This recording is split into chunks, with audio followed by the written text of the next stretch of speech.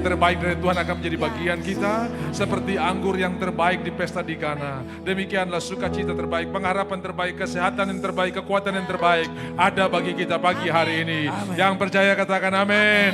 Tepuk tangan buat Tuhan kita yang luar biasa. Dan mari kita ucapkan bersama-sama ayat untuk minggu ini. Mazmur 150 ayatnya yang ke-6. Tapi saya minta ditayangkan di dalam terjemahan yang baru. TB2 tadi saya kirim ya, hendaklah itu ya. TB2 itu tadi pakai hendaklah.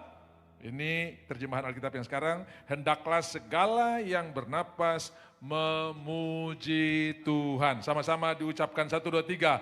Hendaklah segala yang bernapas memuji Tuhan. Haleluya. Ada haleluyanya. 1, 2, 3. Hendaklah segala yang bernapas memuji Tuhan. Haleluya.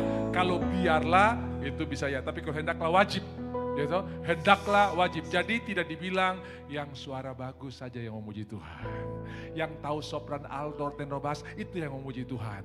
Bukan, tapi yang ada napas. Kadang-kadang jangankan menyanyi, tepuk tangan saja fales saudara-saudara ya. Tapi kalau dia ada napas, dia disuruh hendaklah semua yang bernapas, segala yang bernapas memuji Tuhan. Yang kedua, kita akan menerima apa yang kita nyanyikan. Waktu engkau nyanyikan Tuhan besar, engkau alami kebesaran Tuhan. Waktu engkau nyanyikan Tuhan ajaib, engkau akan alami keajaiban Tuhan. Yang percaya katakan amin. Amin. Aku punya Tuhan yang besar, yang tak berjanji dan sanggup menggenapi imanku bersepakat percaya kuasanya. Ku terima sekarang kemenangan hendak berimu.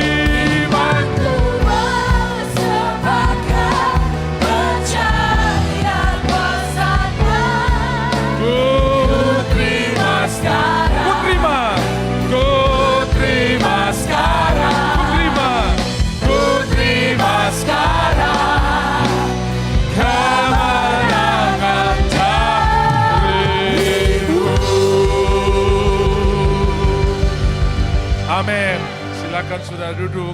Terima kasih. Shalom. Selamat hari Minggu 29 Maret kita ada ibadah di sini. Ibadah pertama jam 8, ibadah kedua jam 10 dalam rangka Jumat Agung atau Good Friday. Kemudian 31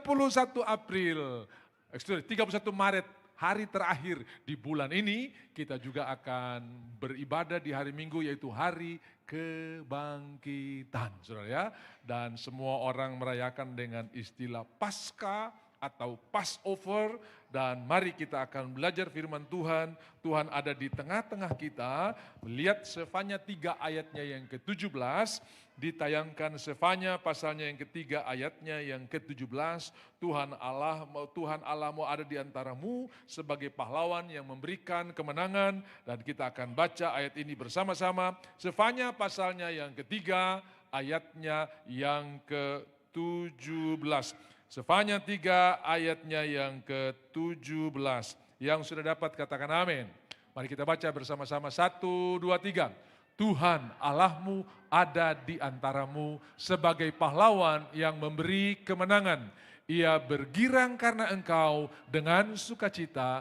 Ia membaharui engkau dalam kasih-Nya. Ia bersorak-sorak karena engkau dengan sorak-sorai. Yang pertama, Tuhan ada di antaramu. 2-3 orang berhimpun dalam nama Tuhan, Tuhan hadir di tengah-tengah mereka. Waktu orang Israel berkemah di padang gurun, maka tabut Tuhan ada di tengah-tengah mereka. Dan ketika Bileam hendak mengutuki orang Israel dari keempat penjuru angin, dari utara, timur, barat, laut, selatan, maka semua yang keluar dari mulutnya adalah berkat. Sekali saudara diberkati, tidak ada yang bisa mencuri berkat itu. Sumpah dan nujum tidak mempah untuk kemah Yakub. Makanya 2 minggu lalu kita sudah mendengar khotbah tentang jauhilah tahyul dan dongeng-dongeng nenek tua. 1 Timotius 4 ayatnya yang ke-7. Karena di seluruh dunia ini tahyulnya ada. Jangan pikir di negara modern gak ada tahyul. Eropa juga punya tahyul. Saya baca mereka paling takut dengan binatang yang warna hitam. Karena hampir semua binatang di daerah-daerah yang dingin itu semua putih untuk berkamuflase dengan salju sehingga bisa menangkap mangsa. Lalu kalau ada kucing hitam itu satu yang aneh buat mereka. Hari Sabtu outbound, hari Minggu istirahat, hari Senin mau prospek. Katakan kamu bisa, di depan cermin kamu bisa, hari ini sukses. Begitu buka pintu kucing hitam, sial ini saudara-saudara. Itu tahyul ya. Padahal di gereja dia baru nyanyi, hidupku ditentukan oleh firman Tuhan. Sementara lihat kucing hitam, dengar burung berbunyi, ini jangan-jangan ada masalah. Saudara-saudara yang dikasih oleh Tuhan. Dan itu banyak sekali terjadi. Saya sudah menemukan di mana-mana orang mau pergi ke bandara, tabrak burung, balik. Kenapa? Jangan sampai pesawat jatuh. Datang pucat-pucat di rumah saya. Bapak tolong berdoa, saya ketakutan sekali. Jangan-jangan pesawat yang saya naik jatuh. Kenapa? Kami baru saya tabrak burung sebelum sampai di bandara. Lalu saya batal berangkat. Lah bagaimana menurut Anda? Saya bilang minum air putih. Saya bilang mari kita buka Kejadian 1, 26, 27, 28. Baiklah kita menjadikan manusia menurut gambar dan rupa kita supaya mereka berkuasa atas ikan-ikan di lautan, burung-burung di udara. Sampai di situ saya stop, saya bilang begini, engkau yang menentukan nasib burung itu karena engkau yang berkuasa atas burung itu masuk kuali atau masuk kubur, bukan dia yang menentukan engkau jatuh dari pesawat, terbang saja saudara. Sampai hari ini belum jatuh-jatuh dari pesawat, kenapa? Karena hidup kita ditentukan oleh firman Tuhan. Ini tahyul di mana-mana ada. Bayangkan Timotius seorang yang punya iman sejak kecil, yang Paulus berkata, aku teringat akan imanmu yang turun dari nenekmu Lois dan ibumu Eunike. Bapak Ibu berhenti khawatir dengan orang-orang di dalam rumah yang tidak percaya, yang tidak mau beribadah. Satu orang benar di dalam rumah, seisi rumah pasti akan diselamatkan. Kenapa? Karena iman itu menular. Gak usah marah-marah, kamu ini dalam hati Tuhan. Beriman, bersyukur, dan itu menular. Saya berdoa saudara bisa menangkap hal ini. Kenapa? Di dalam Kisah pasal 16 ada cerita tentang kepala penjara yang bertobat. Sudah tahu kisahnya kan? Paulus dan Silas dipenjarakan dalam Kisah Rasul 16. Kemudian malam itu mereka memuji Tuhan. Berhenti berbicara ketidakadilan yang saudara terima. Berhenti bicara hak-hak saudara yang diambil. Mulailah bersyukur kepada Tuhan. Ini hukum tidak benar. Kita ini kan tidak salah. Kita memberitakan Injil supaya orang-orang ini masuk surga. Supaya orang-orang ini selamat. Kenapa kita harus didera? Kenapa kita harus disiksa? Dan malam itu mereka tidak berbicara hukum yang tidak adil. Mereka tidak berbicara perlakuan yang mereka terima yang tidak adil. Tapi mereka berkata, mari kita memuji Tuhan. Mari kita mengucap syukur. Ya, saya percaya mereka nyanyi kebesaran Tuhan, kebaikan Tuhan. Maka jiwa sama-sama ku pun memujimu. Sungguh besar kau Allahku. Sungguh besar kau Allahku.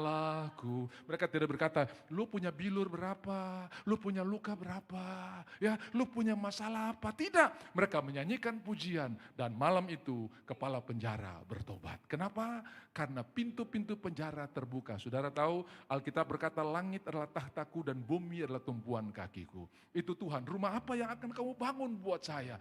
Saudara tahu tanda anggota tubuh yang paling pertama bereaksi kalau saudara lagi happy atau lagi bahagia itu kaki. Benar tidak?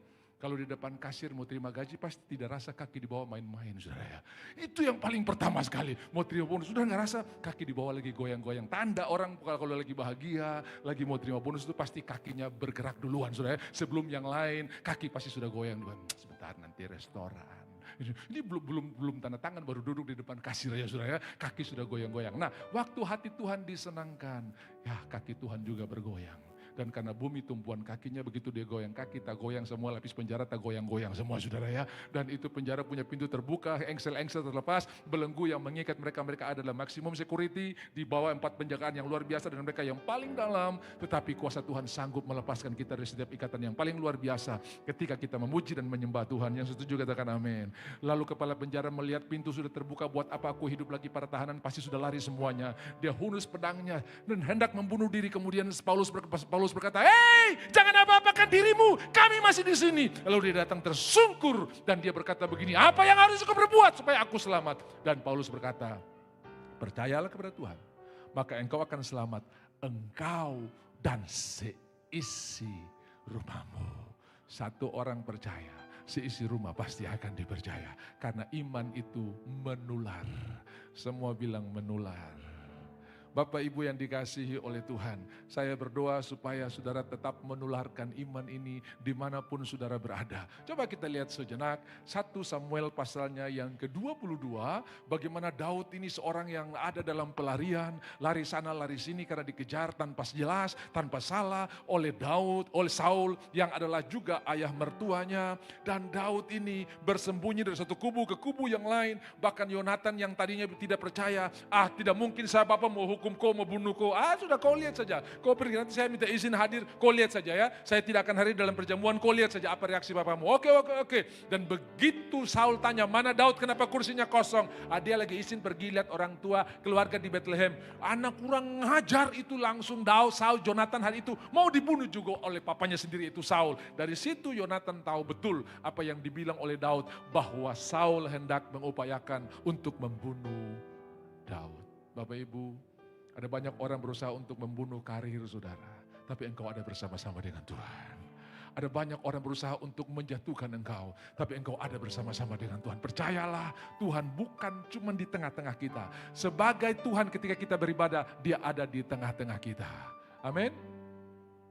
Tuhan Allah di tengah kita, besar, Dia dan girangkan dengan sukacita. Dia mengasihi dan bersuka karena kita. Tuhan Allah di tengah kita, besar.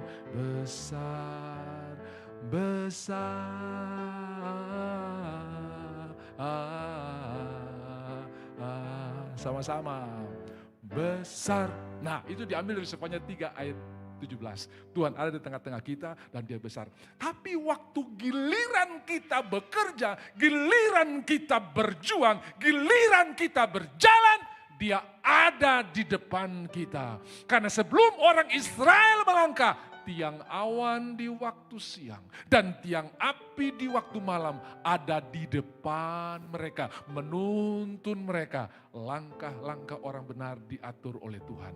Dalam beribadah, Tuhan di tengah-tengah kita. Dalam perjalanan hidup, Tuhan di depan kita. Lalu tiba-tiba ada musuh berusaha untuk mengganggu kita dari belakang. Orang Israel berhadapan dengan Laut Merah, itu bukan pimpinan Musa, itu bukan Musa punya rekayasa, tapi itu adalah Tuhan yang pimpin. Tiba-tiba di belakang ada debu yang berterbangan karena orang-orang dari Firaun, tentara Firaun, orang Mesir, sementara mengejar orang Israel. Tiba-tiba apa yang terjadi? Awan yang di depan mereka berbalik halangi orang-orang Mesir itu sehingga mereka tidak bisa menjangkau orang Israel. Jadi saudara di depan dan di belakang, saudara dikawal oleh Tuhan. Ibadah Tuhan ada di tengah-tengah kita. Besok mulai berbisnis, Tuhan sudah mendahului saudara. Dan kalau ada memang saudara dari belakang, Tuhan pilih saudara dari belakang. Kiri kanan saudara dijaga oleh Tuhan. Makanya Robert Louis menulis, tepuk tangan buat Tuhan kita yang luar biasa ya. Robert Louis beberapa tahun yang lalu menulis lagu, kiri kananku ada Tuhan, Sekelilingku ada Tuhan, dalam hidupku ada Tuhan. Yesus selalu bersamaku, jadi kiri, kanan, muka, belakang. Tuhan ada bersama-sama dengan kita. Bisa bilang amin? Jadi 100% perlindungan Tuhan, ya dan amin. Persoalannya, saudara sudah dilindungi, saudara sudah dikawal Tuhan, tapi kenapa hidup dalam kekurangan? Bukan karena Tuhan tidak berkati, karena Tuhan hanya menumbuhkan apa yang kita tabur. Selamat, menang, dilindungi. Tapi hukum ini tidak bisa saudara ganti dengan yang lain. Di mana kita menabur, Tuhan akan menumbuhkan apa yang kita tabur. Aku menanam, Apolos menyiram, tapi Tuhan yang memberi pertumbuhan. Apa yang mau ditumbuhkan kalau tidak ada yang ditabur? Jadi waktu engkau menabur waktu, ambil waktu untuk beribadah, umur panjang. Makanya orang-orang yang sudah mau mati begitu ibadah, umur diperpanjang, saudara ya. Hizkia semua mati, dia bilang Tuhan saya ini beribadah, diperpanjang 15 tahun. Jadi ibadah itu memperpanjang umur. Bilang kiri kanan kau sudah dengar itu. Yang malas-malas ibadah, saudara-saudara ya. Saya ingat ada seorang bapak yang senang sekali beribadah dan dia seorang ajudan dari seorang raja yang sangat cinta Tuhan, dan kehidupan beribadah ini membuat dia tidak disukai oleh banyak orang. Lalu raja juga dikasih isu ini orang ini imannya lain, ibadahnya lain. Jadi gimana? Singkirkan saja, ada banyak orang lebih hebat dari dia yang bisa bantu raja. Jadi cara singkirkan gimana? Gampang. Kan kita punya Algojo yang tinggal kurang lebih 2 jam dari Jayapura di Depapre, kira-kira begitu saudara-saudara ya. Jadi apa cara strateginya gini, gampang. Bapak suruh si orang yang beribadah ini pergi menghadap orang yang di Depapre sana. Tapi orang yang di Depapre ini sudah kita kasih pesan. Kalau ada yang datang dan bertanya bagaimana keadaanmu, bunuh dia. Itu berarti yang raja. Jadi istilahnya tidak kentara, ini agendanya raja. Jadi intelijen dikirim dulu kepada orang si Algojo yang ada di Depapre. Nanti kalau ada yang datang tanya bagaimana keadaanmu, langsung tebas dia. Selesaikan dia. Oke, siap. Orang ini pulang sampaikan kepada raja. Tugas sudah dijalankan, instruksi sudah dijelaskan. Lalu dia bilang, ajudan yang suka beribadah ini, kau saya kasih tugas, siap raja, dengan senang hati. Kau pergi ke Depapre, siap raja. Cuman tanya saja sama orang yang saya suruh kamu pergi, bagaimana keadaanmu. Dia tidak tahu kalau ini cara raja dan orang-orang yang tidak senang dengan dia untuk menghabisi dia. Siap raja. Mereka hitung, ini 3 hari pasti pulang. Tidak mungkin sampai TV. Karena pergi saja mungkin setengah hari, balik setengah hari, paling lama 3 hari dia pasti pulang. Nah, karena kebiasaan beribadah, waktu sampai di kota raja ada gereja, dia masuk beribadah. Otomatis waktu jadi lama. Sampai di Waena ada gereja, dia masuk beribadah. Sampai di Santani ada gereja, dia masuk beribadah. Jadi yang dong taksir 3 hari sudah pulang, pulang. Ini orang nih tidak ada kabar. Maksudnya yang dari sana itu dari Depapre akan kasih kabar. Sudah, tong su eksekusi orang yang kau maksud itu. Kok tidak ada kabar? Lewat 3 hari, tidak ada kabar-kabar. Akhirnya salah satu anak kamu, coba kau pergi dulu tanya sama orang itu bagaimana kabarnya. Jadi orang ini yang pergi bagaimana kabarnya mendahului orang yang beribadah ini. Dia yang mati dibunuh, saudara-saudara. Jadi ibadah ini telah menyelamatkan dia untuk dibunuh daripada orang Algojo yang sudah ditetapkan. Ibadah itu banyak mengandung janji dan menyelamatkan kita. Yang setuju katakan amin. Saudara-saudara, saya ingat ada seorang yang ingin bertemu dengan salah satu rekannya di sebuah hotel di Jakarta. Dia bersaksi buat saya. Dia bilang begini, Bapak waktu khotbah ambil setiap situasi jadikan beribadah. Saya ini sudah janjian dan saya sudah telat 5 menit. Tiba-tiba saya dapat lampu merah yang 120 itu. Sudah tahu lampu merah 120 itu bisa penyembahan sampai 2 berkat, masih bisa saudara-saudara ya. Itu lama sekali bertambah antrian, aduh Bapak saya. Tapi saya ingat cerita Bapak, bahwa setiap keadaan jadikanlah itu ibadah. Terima kasih Tuhan. Saya semua lewat tapi tiba-tiba dapat ini 120 dan saya jadikan terima kasih Tuhan. Sudah tahu waktu dia sampai di tempat di mana mereka janjian, baru saja mereka ditangkap oleh KPK. Karena dia tidak ada urusan apa-apa. Tapi siapa yang bertemu di situ pasti diperiksa semuanya. Soal salah atau tidak, itu belakangan. Tapi dia bilang, Tuhan terima kasih buat lampu merah 120. Dan saya beribadah ini. Saya tidak harus masuk dalam kesulitan tambahan. Dia tidak buat apa-apa, hanya ingin ketemu. Dan kalau saudara ketemu orang itu punya kasus, saudara pun pasti akan dihela dulu, ditangkap dulu. Nanti diperiksa, kalau tidak ada masalah, dipulangkan. Tapi dia bilang, puji Tuhan. Karena ibadah 120 menit terlambat. Tapi saya tidak terlambat yang puluhan hari. Karena kalau diperiksa kan berhari-hari saudara ya. Daripada saya lolos 120, tapi diperiksa berhari-hari. Ibadah mengandung janji. Yang setuju katakan amin. Jadi waktu saudara beribadah, saudara punya umur diperpanjang, masalah diselesaikan oleh Tuhan. Bagi Tuhan tidak ada yang mustahil. Kecil sedikit. Nanti kalau saya minta baru ini ya. Jadi saudara-saudara di dalam ibadah ada janji Tuhan yang luar biasa. Mari kita lihat dulu 1 Samuel pasalnya yang ke-22 tadi. Bagaimana Daud ini dikejar-kejar oleh Saul, hendak dibunuh. Tapi saudara lihat apa yang terjadi. Lalu pergi dari sana, lalu Daud pergi dari sana dan melarikan diri ke Gua Adulam. Pelarian ya, lagi pelarian. Ketika saudara-saudaranya dan seluruh keluarganya mendengar hal itu, pergilah mereka ke sana mendapatkan dia. Lihat ayat 2. Berhimpunlah juga kepadanya setiap orang yang dalam apa? Saudara bisa bayangkan kalau saudara punya jemaat ini semua masalah. Terus yang kedua utang, kira-kira gitu ya. Dan setiap orang yang dikejar-kejar pinjol itu kira-kira saudara ini. Setiap orang yang sakit hati, maka ia menjadi pemimpin mereka. Lihat, yang memimpin mereka adalah orang yang bebas dari sakit hati. Karena dia bisa sakit hati buat Saul, dia bisa bunuh Saul, ada banyak kesempatan. Tapi yang memimpin mereka adalah orang yang bersyukur kepada Tuhan. Dengarkan Bapak Ibu, satu orang yang bersyukur kepada Tuhan bisa membuat orang-orang yang bermasalah, dikejar-kejar hutang, dikejar-kejar masalah, kesukaran, sakit hati, dipakai Tuhan luar biasa. Iman itu menular. Saya berdoa, saudara-saudara yang datang hari ini pasti akan ditularkan dengan iman dan berkat Tuhan yang luar biasa. Yang setuju katakan amin. Di sini ada orang kesukaran, di sini ada orang dikejar-kejar tukang hutang, di sini ada orang yang sakit hati, dan Daud menjadi pemimpin mereka. Ada orang berkata begini, lebih baik 1 ekor singa memimpin 1000 domba daripada 1 domba memimpin 1000 singa. Saudara-saudara. Kenapa? Karena semua singa nanti jadi meh, gara-gara pemimpinnya domba. Tapi kalau pemimpinnya singa, domba tiba-tiba mengaum. Wow. Kenapa? Karena 1 singa bisa mengubah 1000 singa jadi singa. Tapi 1 domba kalau jadi pemimpin dan dia punya jemaat 1000 singa, semua singa langsung mengembek. Meh. Kenapa? Pemimpin itu menularkan berkat.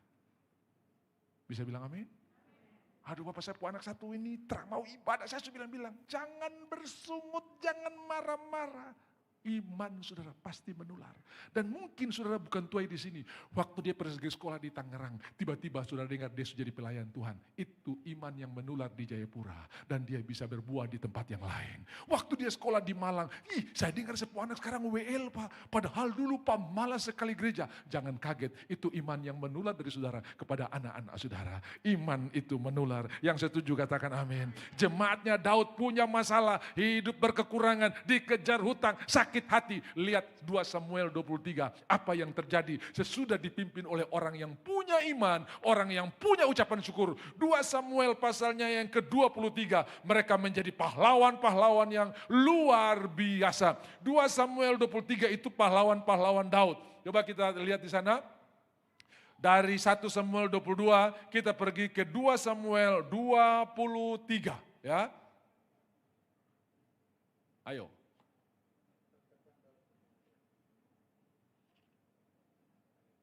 Inilah perkataan Daud yang terakhir, tutur kata Daud.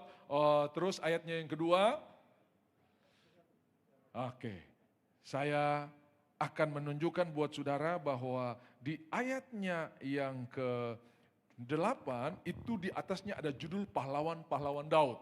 Ya, di ayat yang ke-8 itu judulnya pahlawan-pahlawan Daud. Siapakah pahlawan-pahlawan Daud ini? Ini orang-orang yang tadi pertama berkekurangan, yang dikejar-kejar hutang, yang bermasalah ini. Karena mereka ada dalam kepemimpinan yang takut akan Tuhan. Mereka ditularkan berkat Tuhan yang luar biasa. Jangan salah bersekutu, jangan salah bersekongkol, jangan salah berkomunitas. Ketika engkau berkomunitas dengan orang-orang yang takut akan Tuhan, mengalirlah iman, takut akan Tuhan, berkat Tuhan. Lihat ini, begitu mereka bersekongkol dan mereka berkomunitas dengan Daud, mereka akan jadi orang-orang. Inilah nama pahlawan-pahlawan yang mengiringi Daud. Inilah nama para pahlawan yang mengiringi Daud. Siapa mereka? Orang-orang yang pertama tadi dalam bermasalah. Syabal, ya, Isyabal, orang Hakmoni, kepala Triwira. Ia mengayunkan tombaknya melawan 800 orang yang tertikam mati dalam satu pertempuran. Bayangkan satu orang. Dari mana mereka bisa dapat kemampuan itu? Karena mereka bergaul dengan orang yang tepat. Mereka bergaul dengan orang yang takut akan Tuhan. Lalu yang kedua, ya, ada yang dan sesudah dia ada Eleazar, anak Dodo, anak seorang Ahohi. Ya, saudara-saudara, dikatakan ia termasuk ketiga pahlawan itu. Ia ada bersama-sama Daud ketika mereka mengolok-olok orang Filistin yang telah berkumpul di sana untuk berperang. Padahal orang-orang Israel telah mengundurkan diri. Tetapi ia bangkit dan membunuh demikian banyak orang Filistin sampai tangannya lesu dan tinggal melekat pada pedangnya. Tuhan memberikan pada hari itu kemenangan yang besar. Jadi dia pegang pedang satu sampai pedang itu tangannya lengket. Mau buka tinggal mesti tarik-tarik begini saudara-saudara ya. Saudara pernah menyetir cukup jauh tanpa istirahat. Ada orang yang menyetir cukup jauh pegang setir terlalu kencang. Di tangan langsung bengkok begini saudara-saudara. Nah ini seharian dia bunuh orang. Siapakah dia ini? Adalah orang-orang yang dulu bermasalah. Ketika bergabung dengan Daud maka dia menjadi orang yang luar biasa. Coba perhatikan keadaan saudara sebentar. Waktu engkau baru bertobat dan dibanding hari ini. Paulus berkata, coba lihat keadaanmu. Engkau jauh lebih baik dibanding waktu dulu. Dulu gampang marah, gampang tersinggung. Tak sontong sedikit, tak pela besar. Orang Manado bilang sudah ya. Tak sontong sedikit, cuma masalah kecil. Nah istilahnya sentuh sedikit, rusaknya besar. Sudah mengerti ya? Tak sontong sedikit, tak pela besar. Itu maksudnya, ini kalau ini beton, sontong sedikit langsung rubuh. Kalau sentuh sedikit terus langsung rubuh berarti apa? Campurannya kurang bagus. Tapi hari ini campuran kebenaran sangat banyak dalam saudara. Sampai orang bicara pun saudara tetap haleluya. Oh kalau dapat saya dulu, dia habis sudah ini. Tapi puji Tuhan. Ya, saudara bisa lihat ini. Orang-orang ini berubah, kenapa? Karena mereka bergaul dengan orang-orang yang tepat. Pergaulan yang buruk merusak kelakuan yang baik. Bapak Ibu, Ibrani pasal 10 ayat 25. Janganlah engkau menjauhkan diri dari pertemuan-pertemuan ibadah seperti yang dibiasakan. Inilah pertemuan yang sudah dibiasakan dan jangan engkau menjauhkan diri. Kenapa? Karena ibadah mengandung janji baik untuk hidup sekarang maupun hidup yang akan datang. Bersekutulah dengan orang-orang yang takut akan Tuhan. Saya berdoa saudara-saudara ada dalam berkat Tuhan. Sehingga saudara tiap kali engkau melihat masalah, engkau akan melihat dengan mata Tuhan. Saya baru pulang dari Oksibil. Dan di hari saya harus turun dari Oksibil sepanjang malam hujan. Sampai pagi itu hujan. Dan saya sudah dijadwalkan untuk flight kedua. Dan flight kedua itu biasa jam 10 atau jam 11, bahkan kadang sore hari. Ya, kadang sore hari. Ini Pak Mika pasti tahu, beliau adalah Wakapolres di Pegunungan Bintang. Dan kami sempat beribadah bersama-sama di hari Minggu tanggal 10 itu. Ya, saudara-saudara apa yang terjadi? Pagi itu mereka pergi cek. Ya saya juga Pak, nanti kita pergi cek jam berapa. Tapi ternyata ada informasi bahwa flight pertama dan flight kedua digabung jadi satu. Oke, sudah tidak sarapan kami pergi. Lalu sampai di bandara sudah masuk X-ray, sudah tunggu di ruang tunggu. Tanya-tanya tidak ada kepastian pesawat masuk atau tidak. Terus saya bilang begini, ayo berarti ini bagus bagi saya karena saya belum sarapan. Jadi ya kita pergi sarapan dulu dan dengarkan ya, habis sarapan pesawat pasti masuk. Padahal ini gelap, habis-habis Oksibil itu kan tergantung bagus atau tidak toh, bagus atau tidak. Oh, gelap. Kami sarapan, habis sarapan saya bilang, ayo kita ke bandara. Mereka bilang, Pak masih gelap. Lah tadi kan saya sudah bilang, habis sarapan pesawat pasti akan masuk. Ya, tapi lihat keadaan dulu, suruh cek anak buah belum ada kepastian. Sudah mari kita pergi ke bandara. Kami pergi sudah sarapan, duduk-duduk ngobrol, tiba-tiba kargo masuk. Wuh, saya bilang gitu kan, tapi bukan pesawat apa, ini masih kargo. Wuh, saya bilang tenang saja, saya sudah bilang tadi, habis sarapan pesawat pasti masuk. Tidak lama saudara yang penumpangnya turun, wuh, saya bilang, ketemu lagi nanti ya, saya turun, pesawat sudah ada. Kenapa? Karena begitu kita bergaul dengan kebenaran, semua perkataan kita mengandung kuasa. Bisa bilang amin? Tepuk tangan buat Tuhan kita yang luar biasa, haleluya. Turun dari Oksibil, Saya pergi ke Sarmi, ada urusan organisasi karena kita mau SMD di sana.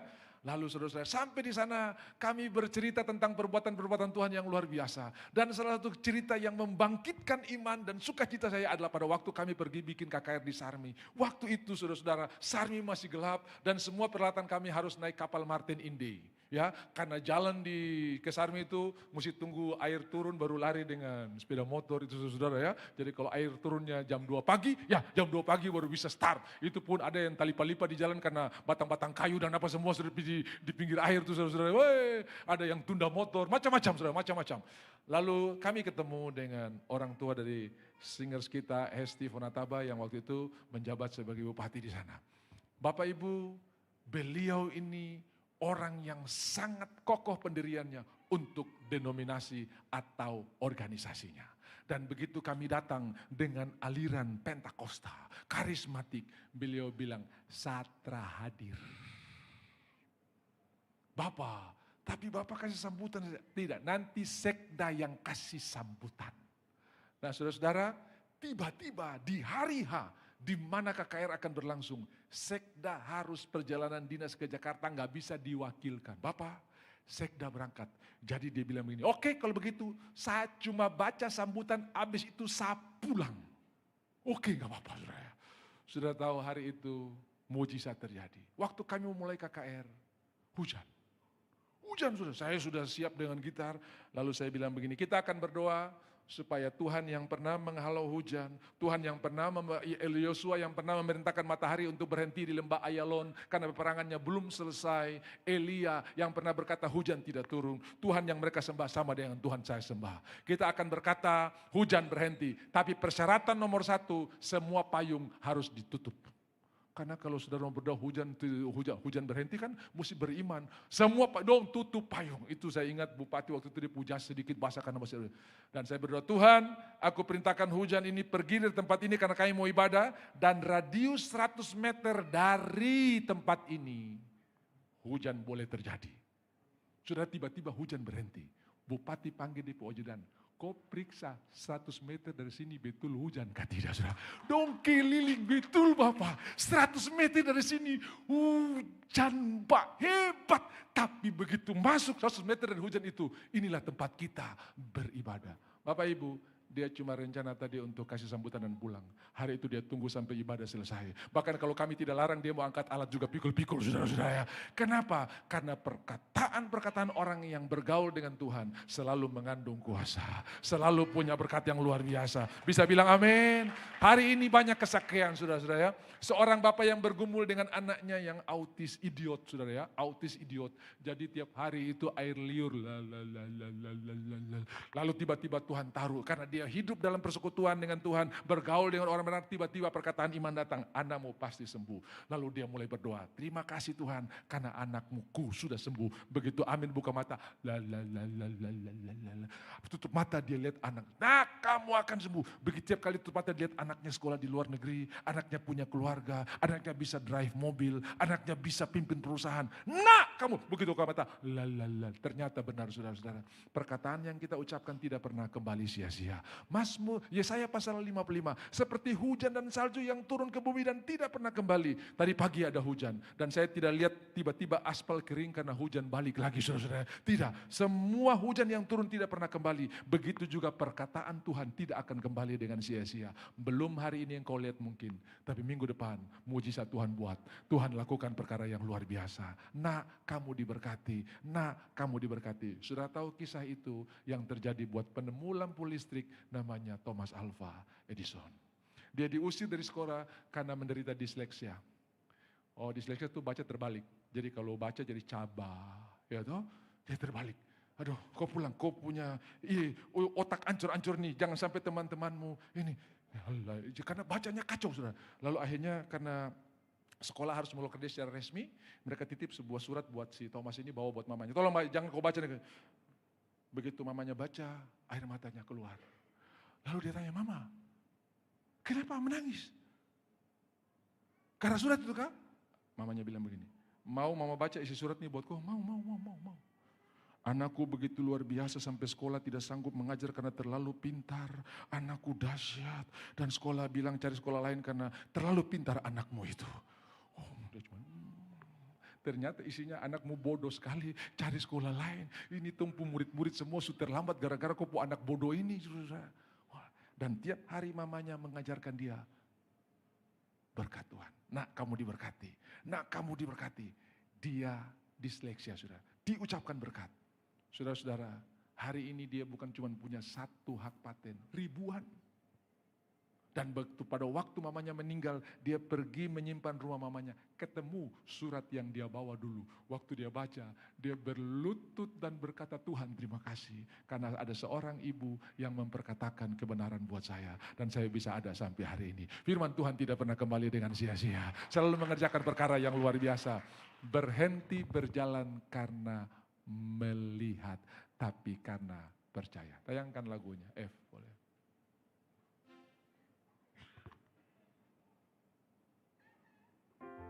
Ku hidup karena percaya,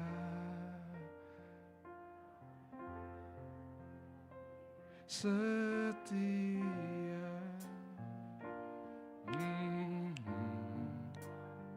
Saya punya hilang nih.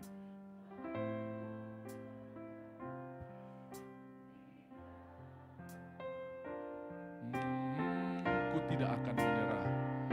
Ku tidak akan menyerah.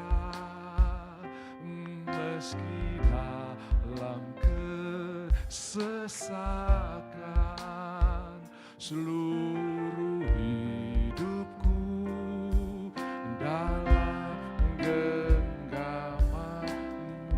Ya, refrain yang tadi kita nyanyikan, aku punya Tuhan yang besar. Aku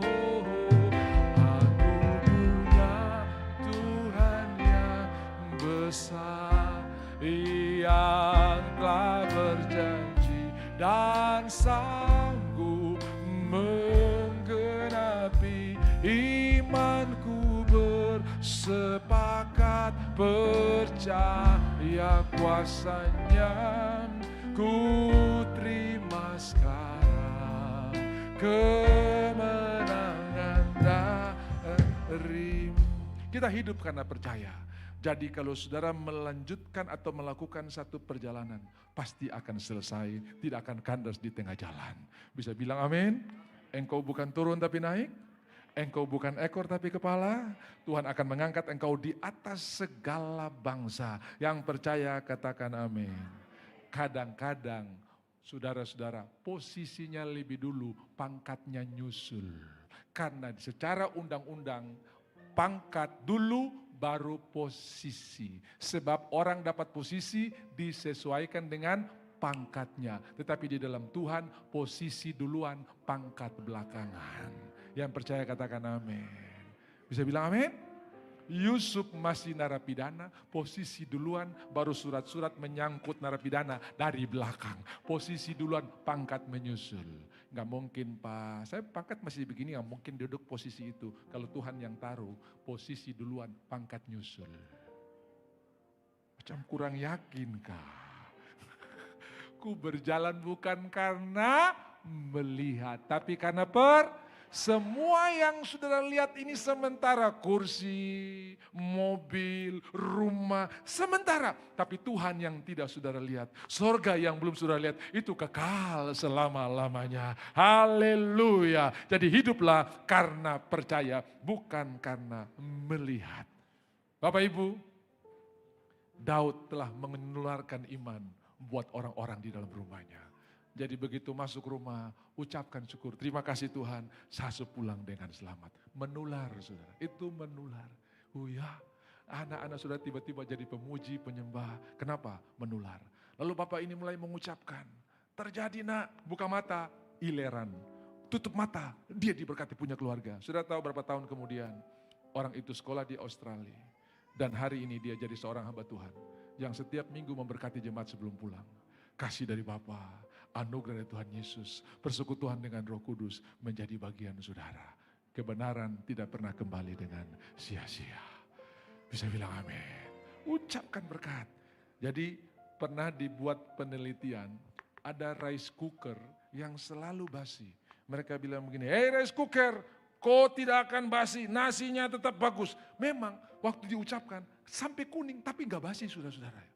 Lalu yang satu, nasi kau terlaku, basi saudara-saudara ya. Pernah dibuat penelitian juga buat bunga. Ada bunga yang diberkati, bunga kau mantap, kau berbunga terus, itu subur. Ada bunga yang dikutuki, mati saudara-saudara ya. Jadi Bapak Ibu yang dikasihi oleh Tuhan, berkat Tuhan sangat ditentukan oleh apa yang kita ucapkan. Kami pergi ke Genyem. Ada seorang pendeta yang mengikuti ibadah kami. Lalu hamba Tuhan yang berkhotbah, saya juga mengulanginya saudara-saudara ya. Katakan buat ternak-ternakmu diberkati. Katakan buat tumbuh-tumbuhanmu diberkati. Nah dia pulang, dia praktekkan di halaman rumahnya di pastori gereja. Ada rambutan, dong bilang rambutan binjai, kabarang apa itu saudara-saudara. Yang enak sekali. Rambutan, dengarlah. Kau tidak boleh berhenti berbuah terus. Dulu cuma pada musim, sekarang berbuah terus. Saudara, habis ucapkan bagaimana caranya dia pergi tidur. Tiba-tiba rambutan ini berbuah terus menerus. Dan ini kabar terdengar sampai ke Kementerian Pertanian. Dan semua ahli-ahli pertanian datang. Dong bukan datang mau cari tahu, datang panen saudara-saudara ya. Kenapa ini rambutan kok gak habis-habis. Dan tiap kali kami kalau pergi ingat pasti belok, selalu ada buahnya. Terakhir kami pulang dari Genyem mampir, Bapak terlambat. Orang pertanian baru datang panen. Dan ini sekarang ijo-ijo baru keluar saudara-saudara ya. Dan karena kami tidak dapat rambutan, kita ke samping ada jeruk manis. Kita panen jeruk manisnya saudara-saudara ya. Daripada pulang kosong toh, cari rambutan dapat jeruk, gak apa-apa saudara-saudara ya. Tapi saudara-saudara itu terjadi, rambutannya tidak pernah berhenti berbuah. Karena firman Tuhan tidak pernah kembali dengan sia-sia. Amin. Dan mari kita lihat, kalau Tuhan yang memerintahkan, dia pasti menyelesaikannya. Filipi 1 ayatnya yang ke-6. Akan hal ini aku yakin sepenuhnya. Bahwa ia yang memulai yang baik akan meneruskan sampai pada kesempurnaan. Saudara tidak akan kandas di tengah-tengah kuliah. Saudara tidak akan kandas di tengah-tengah bisnis. Saudara pasti akan melewati dengan luar biasa. Dikatakan dalam Filipi 1 ayat 6. Akan hal ini aku yakin sepenuhnya. Yaitu ia Tuhan yang memulai pekerjaan yang baik di antara kamu akan meneruskan sampai pada akhirnya, pada hari Kristus Yesus dinyatakan. Saudara, ini akhir daripada khotbah saya. Kita lihat Markus pasal 4 ayat 35. Markus pasal 4 ayat 35. Nanti saya akan lebih menjelaskan lagi ini di di ibadah Paskah, bahwa di Mazmur Markus 35 pada hari itu waktu hari sudah petang, di dalam terjemahan TB2 dibilang menjelang malam. Perhitungan hari di bangsa Israel itu dimulai jam 6 sore. Jadi jadilah petang, jadilah pagi, itulah hari pertama. Makanya Sabat itu dimulai jam 6 sore, setiap hari itu mulai jam 6 sore. Ya, begitu mau masuk Sabat, mau masuk hari baru dimulai dari jam 6 sore. Nah, di dalam Alkitab, malam itu dibagi di dalam 4 bagian ya. Yang pertama menjelang malam, yang kedua tengah malam, dan yang ketiga kalau di Markus pasalnya yang ke-13 itu disebut larut malam, lalu yang keempat pagi-pagi buta. Coba kita lihat Markus pasalnya yang ke-13 dulu ayat 35. Yaitu ada 4 pembagian waktu ya. Markus pasalnya yang ke-13 ayatnya yang ke-35. Karena itu, saudara lihat itu ada 4. Nanti saya akan jelaskan lagi di pas kita Jumat Agung. Markus pasal 13 ayatnya yang ke-35. Markus pasal 13. Karena itu berjaga-jagalah sebab kamu tidak tahu bila mana Tuanmu itu pulang. Menjelang malam 1, tengah malam 2, larut malam 3, pagi-pagi buta. Jadi jam 6 sampai jam 9 itu menjelang malam. 9 sampai 12 atau 00 itu tengah malam. 00 sampai jam 3 itu larut malam. Dan pagi-pagi buta itu 3 sampai 6. Jadi ada 4 kuadran atau 4 pembagian waktu di waktu malam. Coba dikonversi ke bahasa Inggris, yang disebut dengan waktu larut malam itu cock crow atau waktu ayam berkokok. Coba dikonversi ke King James ya. Sudah lihat even, midnight, cock crow, and early in the morning atau pagi-pagi buta. Coba. Nah, at even. Sudah dapat? watch either for you now know that at even or at midnight, kedua, or at cockcrowing. Cockcrowing itu apa ya? Ayam berkokok. Jadi waktu Tuhan bilang sama Petrus, sebelum ayam berkokok 2 kali, engkau telah menyangkal aku 3 kali. Ini nih, cockcrowing. Jadi waktu ayam berkokok, memang ayam-ayam sekarang nih jam 5 dong lipa, jam 6 juga dong lipa. Jadi kalau saudara berharap di ayam, kok bisa salah, karena ayam sekarang ini tapi ayam dulu ini jam 12 sampai jam 3 nih saudara ya. Jadi yang ketiga itu cock crowing ya, waktu ayam berkokok. Jadi yang pertama even, good evening gitu. Kemudian yang kedua midnight, 9 sampai good night ya, have a nice dream. Lalu kemudian cock crowing ini 00 sampai 03. Ini waktu di mana Petrus menyangkal Tuhan. Ya, 00. Lalu yang paling terakhir in the morning 3 sampai 6. 3 sampai 6. Jadi ada 4 pembagian. Nah, waktu Tuhan ajak murid-murid untuk pergi ke seberang itu menjelang malam. Kalau di situ bilang waktu petang, tapi dalam bahasa Inggris bilang menjelang malam, dalam TB2 juga menjelang malam. Oke, kembali kepada Markus pasal 4 ayat 35, tapi tolong ditayangkan di dalam King James Version. Markus pasal 4 ayat 35, saudara perhatikan baik-baik dan saya akan berakhir di sini.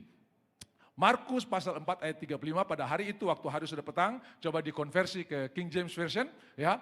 Tadi pagi kita sudah lihat juga di ibadah pertama, pada waktu itu Yesus mengajak mereka, lihat nih, marilah kita bertolak ke seberang. Lihat di dalam Alkitab bahasa Inggris, ya, di King James Version. Mari. Bapak Ibu akan ada temukan satu kata yang luar biasa. Tadi pagi ada tuh.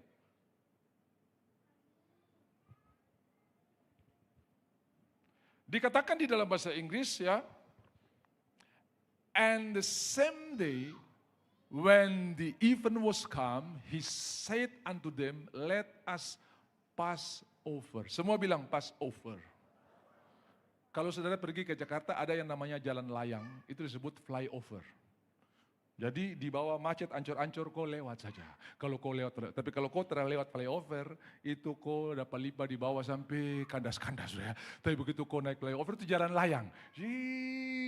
Di bawah dong baku cakar dengan macet-macet, kau tembus dengan selamat. Nah, Tuhan berkata kepada murid-murid, let us pass over, bukan pass under, tapi pass over. Itu sebabnya kenapa dia bisa tidur, karena dia tahu kita pasti pass over, pasti tembus di seberang. Kenapa dia bisa beristirahat, karena ini bukan pass under, tapi pass over. Semua bilang pass over. Jadi Bapak Ibu yang dikasihi oleh Tuhan, semua persoalan yang saudara hadapi pasti pass over, pasti kita lewati. Tuhan tidak bilang marilah kita pergi kandas dan tenggelam di tengah laut. Tidak, mari kita pergi pass over. Engkau menyediakan hidangan bagiku di hadapan lawanku, dan Tuhan berkata sekalipun melewati pass over, lembah bayang maut, aku tidak takut bahaya. Kenapa? Karena pasti pass over, pasti tembus di seberang, bukan pass under. Tapi pass over. Ada persoalan? Pasti pass over. Ada masalah? Pasti. Jadi malam ini yang insomnia sehat. Yang tak bisa tidur gara-gara pikir bagaimana caranya. Tidur saja karena Tuhan janji hari ini pass over. Pasti lewat. Pasti lewat. Pass over. Dan sudah tahu kata pass over muncul di mana? Waktu orang Israel akan keluar dari tanah Mesir. Inilah malam di mana engkau ya pakai ikat pinggang, pakai kasut, tongkat di tanganmu. Kenapa? Karena bersiaplah, ini malam Passover, malam pembebasan. Passover, pasti kita akan melewatinya. Jadi Bapak Ibu yang dikasihi oleh Tuhan, Passover saudara pasti lewat. Saudara pasti akan menikmati berkat Tuhan yang luar biasa. Kenapa Yesus tidur? Karena dia berdiri dari perkataannya, kita Passover, bukan pass under. Kita pasti lewat. Semua bilang pass over. Kasih tahu di sebelahnya, pass over. Pasti lewat. Persoalan sebesar apapun, pasti kita menyeberang. Sampai ke seberang. Di tengah-tengah bisnis saudara, di tengah-tengah karir saudara, di tengah-tengah rumah tangga saudara, ada Tuhan. Ketika engkau mulai berjuang, Tuhan mendahului engkau. Waktu orang serang dari belakang, Tuhan halangi engkau. Tuhan pele engkau. Itulah Tuhan yang sangat mengasihi kita. Kita pasti melewatinya. Tidak perlu takut, ada Tuhan di tengah-tengah kita. Dan ada Tuhan yang berjalan di depan kita. Dan ada Tuhan yang mengawal kita di belakang. Hiduplah dalam kemenangan yang luar biasa. Amin. Persoalannya bagaimana di tengah pengawalan Tuhan yang luar biasa ini kita menikmati kelimpahan. Menaburlah. Karena pasti engkau akan menuai. Ya, tepuk tangan buat Tuhan kita yang luar biasa Bapak Ibu. Saya belum sempurna tapi saya sudah cerita buat saudara, saya selalu belajar. Ketika dapat berkat saya selalu tanya Tuhan, ini punya siapa? Oh iya punya, kirim. Ini punya siapa? Ya. Dan saya menikmati yang luar biasa. Berkat yang tidak pernah saya pikirkan, Tuhan siapkan. Dan saya percaya saudara ada di bawah gereja yang paling suka menabur. Saya percaya ini akan menular sehingga saudara ada dalam pengawalan dan juga ada dalam kelimpahan. Karena ada orang dalam pengawalan selamat-selamat tapi hidup menderita karena gak pernah nabur. Tapi ada orang sudah ada pengawalan, sudah ada pelindungan, melimpah kenapa menabur. Ishak menabur ketika dalam kekurangan dan dia menuai 100 kali lipat. Yang memberi pertumbuhan Tuhan dan kalau Tuhan yang menumbuhkan tidak ada yang bisa menjelaskan bagaimana mungkin dia bisa diberkati. Kalau bukan korupsi gak mungkin. Ketika Tuhan berkatilah Yakub, semua orang tuduh. Kalau dia tidak curi dari ternak kita, tidak mungkin. Orang akan tuduh saudara korupsi. Karena mereka tidak tahu yang berkati adalah Tuhan. Sampai ahli pertanian tidak bisa menjelaskan bagaimana Yakub, bagaimana Ishak bisa menuai 100 kali lipat. Sampai ahli peternakan tidak bisa menjelaskan bagaimana Yakub memelihara domba putih, tapi yang beranak domba hitam, berbintik-bintik dan berbelang-belang. Gak ada yang bisa jelaskan. Berkat Tuhan itu gak bisa dijelaskan. Tapi sudah bisa menikmatinya. Haleluya. Mari kita bangkit berdiri. Kita bersyukur atas kebaikan Tuhan yang luar biasa. Kita bersyukur karena Tuhan ada bersama-sama dengan kita. Tuhan di tengah-tengah kita. Siapakah lawan kita? Ya haleluya. Terima kasih Tuhan.